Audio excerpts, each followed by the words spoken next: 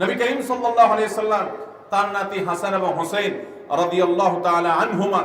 তাদের জন্মের পর নবী সাল্লাল্লাহু আলাইহি সাল্লাম তাদের জন্য একটা দোয়া করেছেন। যারা নানা আছেন এটা তাদের কর্তব্য, যারা দাদা আছেন এটা তাদের কর্তব্য, যারা বাবা হবেন তাদের কর্তব্য, যারা মা হবেন তাদের কর্তব্য যে সন্তান জন্মগ্রহণ করার পর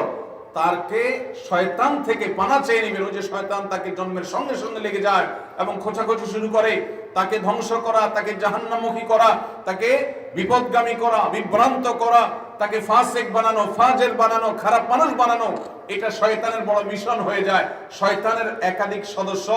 অ্যাপয়েন্টেড হয়ে যায়, নিয়োগপ্রাপ্ত হয়ে যায় ওই শিশুকে ধ্বংস করবার জন্য, নবজাতককে নষ্ট করবার জন্য। এই জন্য নবী সাল্লাল্লাহু আলাইহি সাল্লাম হাসান এবং হুসাইন রাদিয়াল্লাহু তাআলা আনহুমা তাদের জন্য তিনি জন্মের সঙ্গে সঙ্গে দোয়া করেছেন, উঈদুকুমা বিকালিমাতিল্লাহি তাম্মা